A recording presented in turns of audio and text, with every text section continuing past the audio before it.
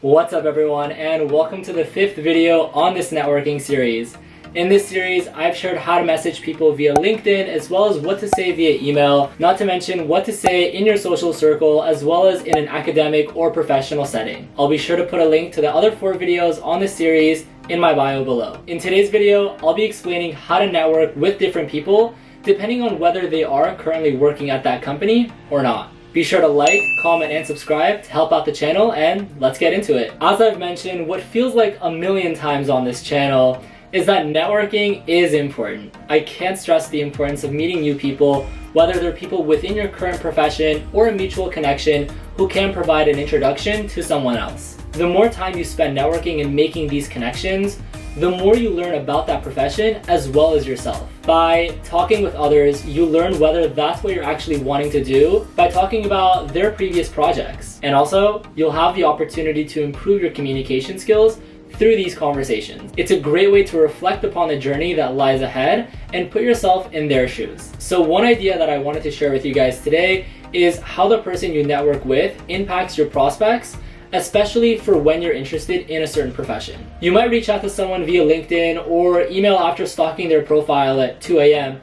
I mean, doing your research, not stalking, and realizing that they're actually at a company you're interested in. However, after messaging them, they mention that they no longer work there and their profile just hasn't been updated recently. So naturally, you're taken a little aback and unhappy with the situation, which shouldn't actually be the case. In fact, it should interest you even more in my opinion, because I want to learn why they left. What if that might be you in a few years? Was it because they had a bad manager or experience, or is the company not doing too well and asking their employees to gradually leave? Also, these people tend to be more open about their experiences, good or bad, and not leave anything out, which helps with your reflection. And finally, they can help put you in touch with other people at that company to continue your networking building process. It wouldn't be fair to just mention the pros, because some of the cons include not being able to get that internal referral. This shouldn't be your main focus when going into an informational interview, but I'm sure it is in the back of our minds when speaking with these professionals. Regardless, you should enjoy the process as well as the takeaways from that interaction,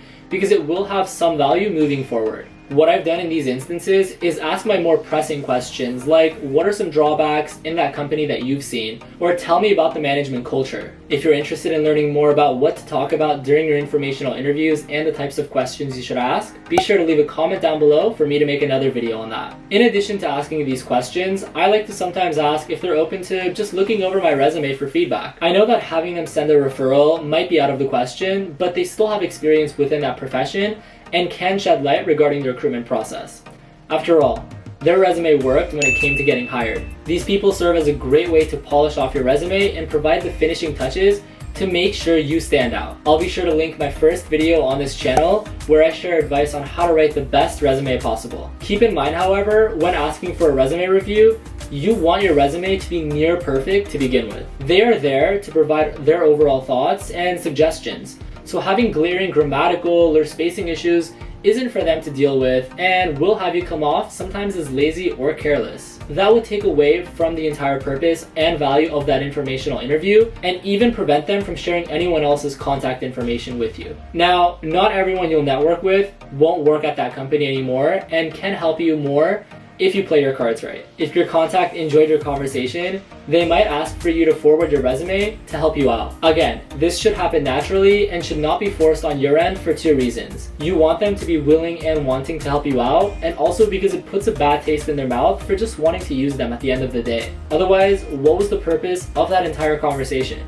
If they do ask for a resume, great. It's up to you to lead the direction then, because it is tough having your resume go through internal contacts and losing transparency or not being in the communication loop any longer. If possible, have your contacts CC you on that email they share so you can introduce yourself and keep building your network. In these instances, it's best to send over your entire application, meaning your transcript, cover letter, and resume, to have your contact decide what they'd like to send along. In your CC'd email, always have a brief introduction or elevator pitch to introduce yourself to the new contact. You never know if the other person on the other end is the person who will be interviewing you one day or not, so always make sure to put your best impression. You want to make sure all the information you're sharing with them is up to date and ready to go, free from grammar or punctuation mistakes, because it will look bad on your end. And a common mistake I've seen is that people think that they're in the clear after forwarding their resume and forget to apply online.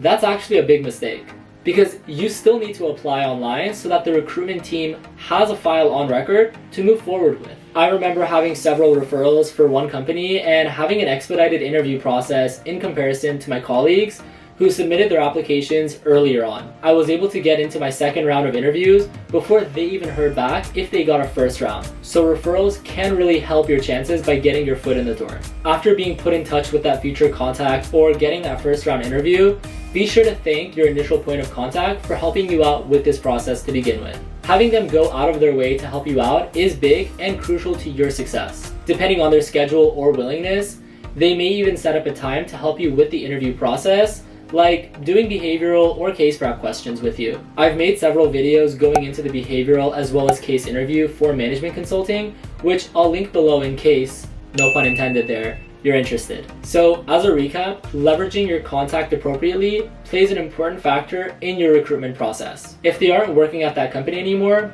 no worries. See if they can glance at your resume for feedback and put you in touch with current employees.